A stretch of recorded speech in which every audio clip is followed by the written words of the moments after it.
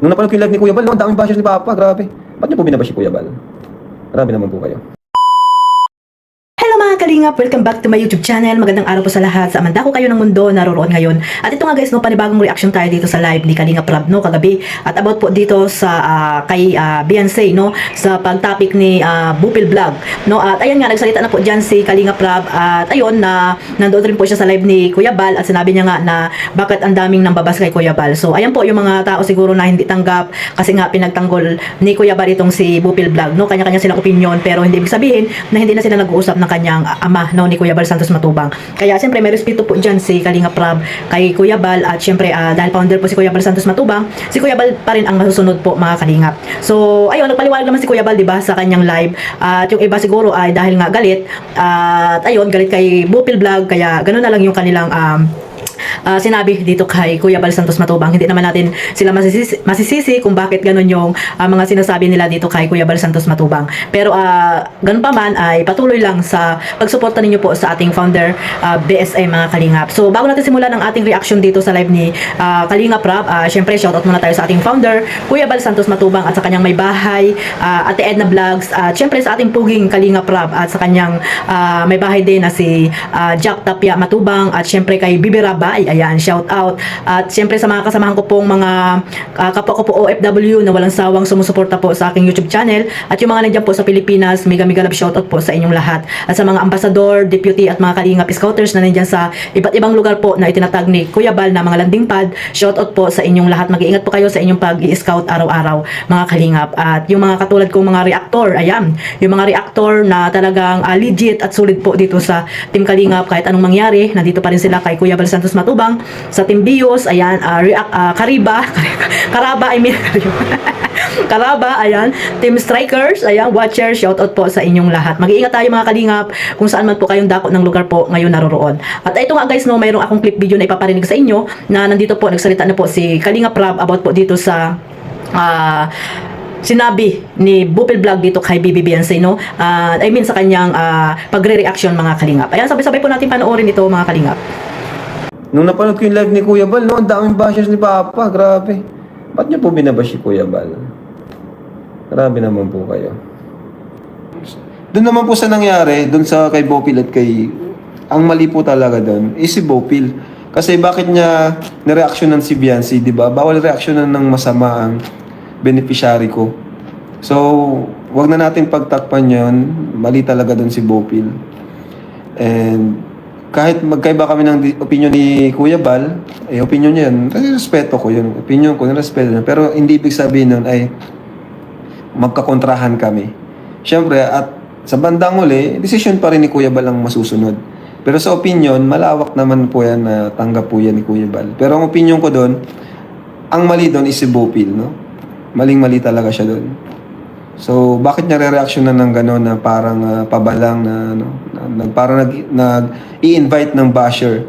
Yun yung matinding pinagbabawal natin na mag-invite tayo ng basher sa content natin. No?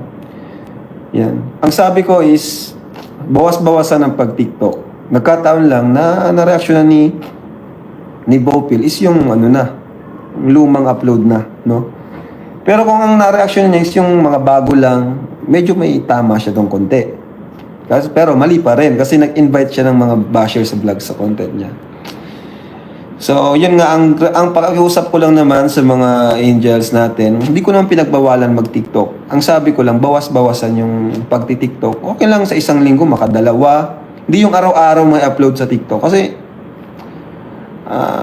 inaano natin sila kumbaga iniingatan din kasi ang nangyayari pag nag-TikTok sila ng something na di nagustuhan ng mga viewers,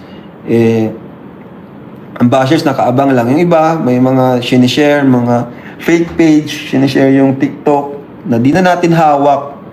Yun ang ngayon, okay lang sana kung walang mga fake page na nag-share okay lang sana kasi madaming fake page na nag-share then ang ginagawa nung iba, talaga naghahanap lang sila ng butas. Naghahanap lang sila ng butas. So, kaya pinagbabawalan ko sila magpara TikTok. Kasi, pag shinare yan ng bashers, ng page ng mga basher, wala tayong magagawa dyan. No? O kaya, mga fake page, ikakalat, hanggang sa ang dami na pinagpipestahan na yung TikTok ng ating beneficiary. Wala tayo, di natin control yun. Kaya sinasabihan ko sila na bawasan yung pag-TikTok. Yun lang naman, hindi ko naman pinagbabawalan talaga. Kaya yun po.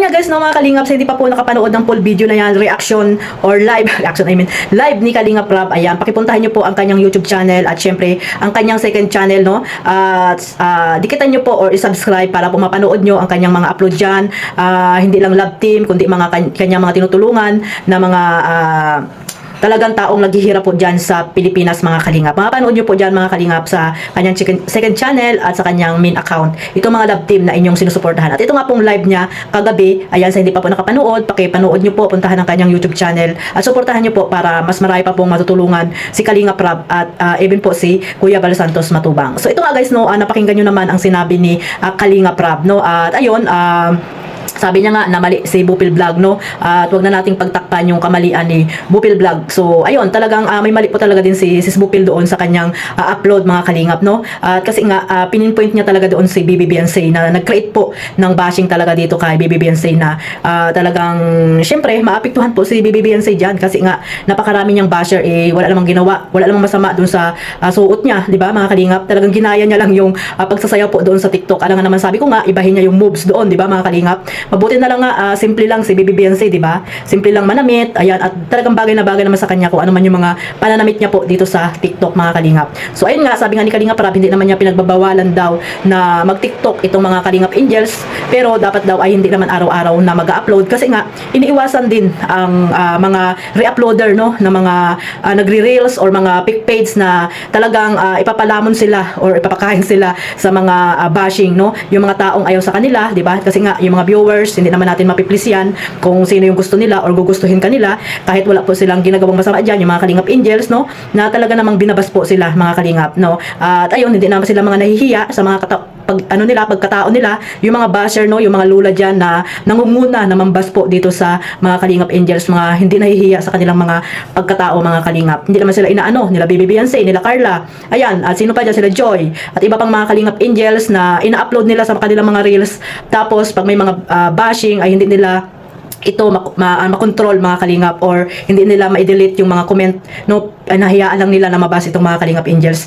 Yan po ang iniingatan ni Kalingap Rob. Kaya po sana ay maunawaan po natin, no, maunawaan din ni Sis Bupil kung bakit ganun ang ginawa niya dito kay BBBNC na talaga namang nabas po, pati even po si Joy Diwata ay napadamay na rin, mga kalingap. So ayan guys, no, lesson learned po yan, sana hindi na maulit. At ayun, sabi nga ni Kalingap Rob, kung ano man yung opinion ni Kuya Bal ay nirerespeto naman niya yon dahil nga magkaiba po sila, di ba, mga kalingap, at napanood nyo naman yung live ni Kuya Bal, pero pinaliwanag naman ni Kuya Bal din kung bakit nga ganun, no, at nag-advise lang naman daw si Sis Bupil dito, pero mali pa rin po yung pag-upload niya na ginawa niyang reaction video po dito kay BBBNC kasi nga nag-create po ng basing talaga. So sana nilahat na lang, no, Kalingap Angels, wag na lang sana na yung talagang si BBBNC ang nilagay po doon at nagpara TikTok po, no, at ayun, yung TikTok pa naman na yun ay matagal na po, mga kalingap. So marami pong mga bago po si BBBNC dyan sa kanyang TikTok, no, bakit yung mga ganung moves pa ang inilagay ni Sis Bupil na ayun po, binas po itong si BBBNC. At ayun nga, no, minsan yung mga nagre-reels po ay talagang ini-edit po nila yan para lalo pong ma-attract ang mga viewers, yung iba po bashing na talaga binabas po ang mga Kalingap Angels. Kaya ayan din po ang iniiwasan ni Kalingap Rob. So ayun, no, sana yung mga Kalingap Angels ay makinig din po kay Kalingap Rob at huwag kayong laging nagre-reels dahil para sa inyo din naman yan, no, para hindi po kayo hindi kayo mabas or kayo nag-aaral pa naman kayo, yung inyong mental health ay maapektuhan, mga baby ko, ayan, mga angels ng Team Kalingap. Sana ay makinig kayo kay Kalingap Rob, no. Hindi naman masama na mag-TikTok kayo dyan, pero ayun nga, at yung inyong mga pananamit din ay iwasan nyo rin yung pagsuot ng hindi kaaya-aya sa paningin ng mga hindi malalawak ang pangunawa, no, yung mga maikli lang, yung mga hindi masaya sa buhay ng mga bashing, ayan, ng mga basher, ayan po, iwasan niyo yung mga angels, ng Kalingap, ayan. Sana ay unawaan natin, no, yung mga sinasabi dyan ni Kalingap Rob at syempre ni Kuya Bal. Sana ay hindi nyo na pong ibas, mga kalingap, kasi nga founder po natin yan, irespeto din po natin si Kuya Bal Santos Matubang dahil wala po tayong napapanood ng mga love team, mga sinusuportahan po nating mga Kalingap Angels kung wala po ang ating founders sa Team Kalingap. Kaya yun, hindi ko naman po kayo masisisi dyan sa inyong opinion niyo po yan, mga kalingap, kung bakit ganun. So ayan, no, talagang si Sis Bupil dito ay may mali din mga kalingap. Kasi nga ayun, pati nga sabi ko nga, pati si Joy ay nadamay na dito sa kanyang upload po dito sa TikTok ni Baby Beyonce. At ayun nga, pero si ata nagsalita na rin, no? Si Sis Bupil nagsalita na rin about po dito sa kanyang reaction video kay Baby Beyonce mga kalingap. So ayun, iniiwasan lang po natin yung mga pag dito bashing na nakakaapekto po dito sa mga kalingap angels, lalo na po kay Baby Beyonce, na alam naman natin na napakabait na bata ito, tahimik lang, no, pangiti-ngiti lang, pero ayun po, talagang nilapa doon sa video ni Sis Bupil itong si Baby Beyonce, na yung mga taong maikli lang po ang pangunawa or pag-iisip, at ang karamihan naman po dyan ay talagang siguro yung mga basher na talaga ni Baby Beyonce, yung mga ayaw na itambal dito kay Papa Eds. Kaya ayan, pumasok yung mga basher na yan nang dahil lamang dito sa TikTok ni Baby Beyonce, na wala namang masama dyan sa kanyang pagti-TikTok, lalo na kanyang suot dyan, wala namang masama, di ba mga kalingap? Even nga mga artista nagti-TikTok, di ba? Ewan ko kung bakit ganun, no? Kaya yun, no? Even Ate Edna, di ba? Matagal na po sinasabi yan na iwasan yung pagre-reaction sa mga kalingap angels para lamang mag-create po ng bashing. Kaya po sana sa mga reactor dyan, no? Huwag na lang po nating reaksyonan yung mga kalingap angels kung alam naman natin na mababas po ito mga kalingap. So mahalin po natin sila, protektahan po natin sa mga basher itong mga kalingap angels natin, kasi nga wala naman silang kalaban-laban, wala silang mga channel, no? Even Carla, kahit may channel yan, ay protektahan po natin mga kalingap. Hindi po natin papayagan na ibas lamang ng ganon-ganon itong mga kalingap angels, dahil ito po ay tinutulungan ni Kalingap Rab, at hindi naman tayo nito inaano, hindi naman natin sila kilala, di ba? At parang mga anak na natin yan, mga kalingap angels, bakit tayo pa yung pasimunong nambabas po sa kanila? So hanggang dito na lang po mga kalingap. Sana po ay huwag nyo na pong ibas itong si Baby Beyonce, no? Love-love na lang po tayo. At syempre si Joy Diwata, iwasan nyo na rin pong ibas po siya mga kalingap. At God bless po sa lahat. Mag-iingat po tayo sa mandako ng lugar po kayo naroroon ngayon. At ito nga po ulit ang inyong lingkod, Kalingap Maymay. Maraming salamat po sa aking mga bagong subscriber. Ayan, pa-subscribe na po sa hindi pa po nakasubscribe, and click the notification bell para po updated kayo sa aking mga reaction at live na ina-upload mga kalingap. At syempre, huwag niyo pong kalimutang suportahan Kuya Bal Santos Matubang, isama niyo na rin sa Ate Edna, at syempre si Kalingap Rab. At sa lahat na po ng mga charity vlogger, no? Kalingap Dan, Kalingap Edo, Kalingap Jomar, at sino pa po dyan, mga ambassador, deputy, ayan, suportahan niyo po sila. At syempre, ang ating Baby Carla Tubular Vlog, ayan, suportahan niyo po siya sa kanyang YouTube channel. God bless us all. Mabuhay po ang Team Kalingap. Bye-bye!